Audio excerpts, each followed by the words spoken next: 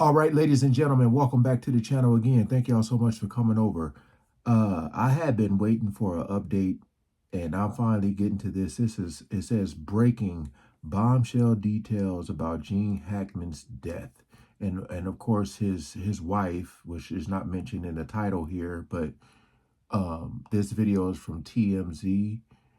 You know, I just something just seemed a little off when they were saying like the door was open and the guy who was on the phone said he couldn't get in. I don't know. I don't know, but we ain't gonna waste no more time. Let's jump right into it.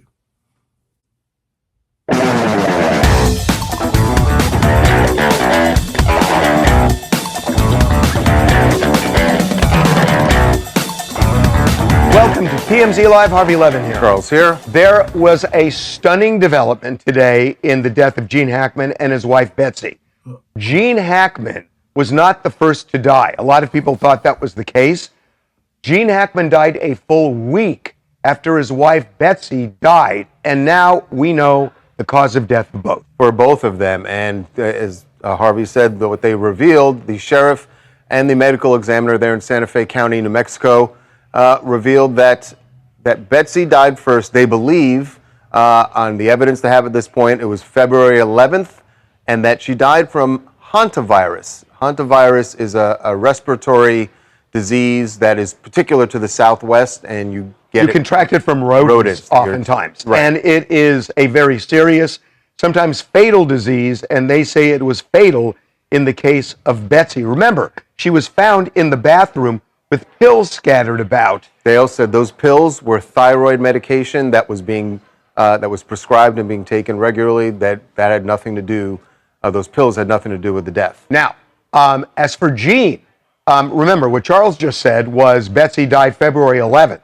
Gene died February 18th. That is a full week later, and he was living in the house. So, of course, the question, how could that be? He never called 911. There are answers to this. I'm gonna let them finish. I'm just trying to like take this all in. So she died from on the 11th. He died on the 18th.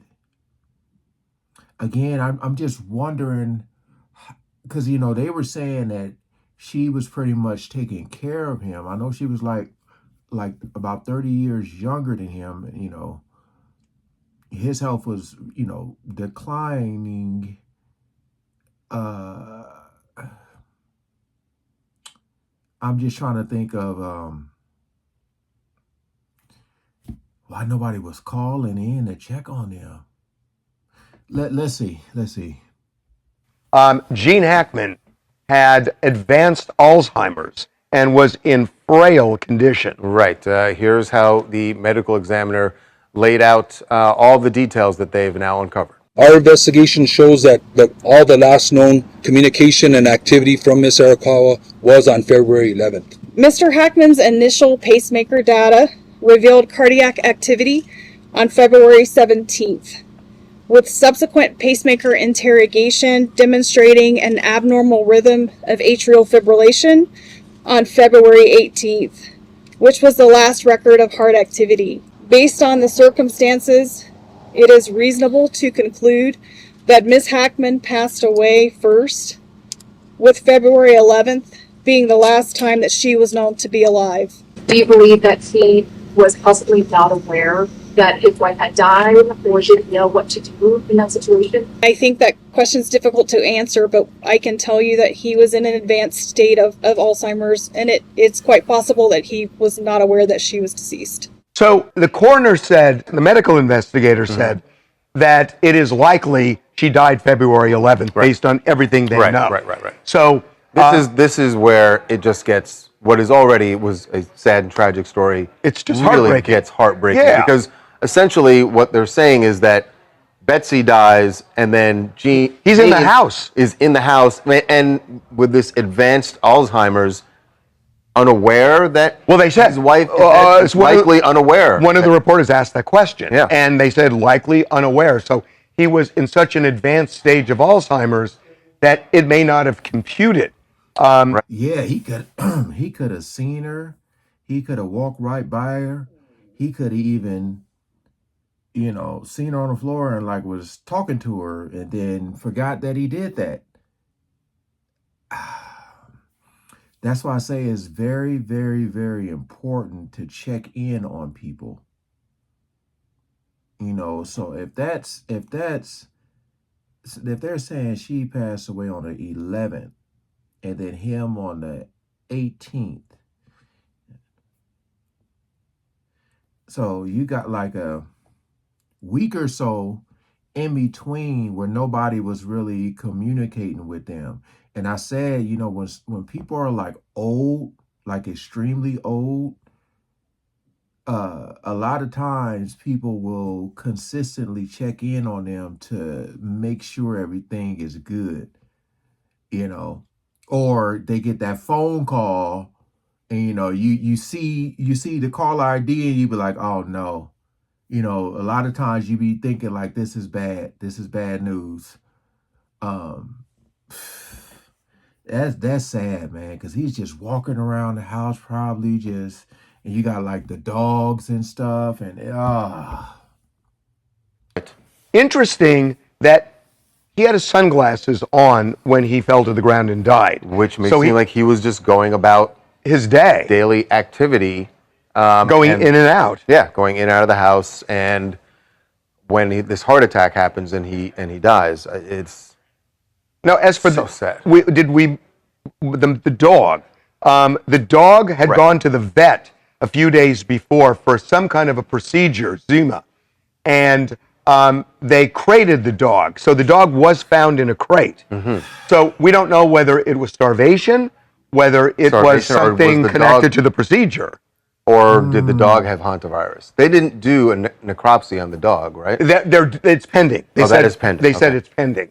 So that's what we know. yeah, as a person who had many dogs that pass away, and a lot of times, you gotta when they get sick and you gotta take them to the vet, and they be needing their medication. You gotta find ways to give it to them. So it's possible whatever the dog was going through, and you look at all those days in between, and it wasn't getting their medication.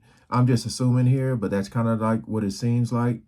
Because a lot of times, if they're in a crate, they don't want the other dogs messing with them. They don't want them. Yeah. This is just overall just extremely sad, man. So, there were a lot of theories about what happened here, and nobody had this theory. The two wild cards that we just didn't know about, couldn't know about, were the hantavirus and Gene's advanced Alzheimer's. Yeah. Is just what we didn't know. Look, this investigation is still going on. They're still going to sort of try to figure out what happened with the dog precisely, but we just know that she predeceased him and he was in a very confused state. It's just a very sad ending for a guy with one of the best careers in Hollywood. Just very, very sad. We had seen, photos and even video of him at times where he was walking around New Mexico, around Santa Fe. We just did not know But the we didn't know severity about of the the condition. Alzheimer's, right. Yeah, we did not know anything about the severity. They were very, very private people. Yeah. Oh, I'm Lisa Perron from Thunder Bay, Ontario, Canada. Gene Hackman was one of the best actors of all time, and his death and alongside his wife Betsy came as quite a shock. I'm glad the Santa Fe County Sheriff's Office has solved this mystery. This is such a sad story. I hope his family and his fans can find closure now. Yeah, you know what? And I think that's part of the reason they held this news conference today. You remember when this happened on February 27th, they quickly said it's going to be 4 to 6 weeks before we can get the results. That's typically what happens, but clearly in this case, with all the interest and all the calls they were getting. Well, the medical examiner said it. She stepped said it up. going into this news conference, she said, we don't usually comment on this, but there have been so many people speculating about it. We've talked to the family. The family is okay with us doing this news conference. Right, and also that they advanced the process of getting all the testing done. Right. Just very sad. Wow. Okay, we're going to move on. So, Yeah, man, again, that's extremely, extremely sad, man. again, I don't really know the family dynamics. I mean, other than what they said about his son, that him and his son didn't really talk as much.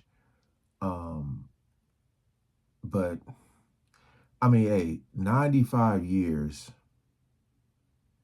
that is a long, long, long life. But you think about his wife, she was only in her 60s. She had a whole lot of living to do.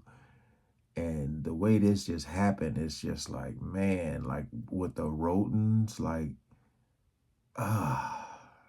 I mean, I feel like if they're gonna go in this house, the people who are doing the investigating, I don't know if they're gonna have to wear like suits or masks, like, those things, because my whole thing is like,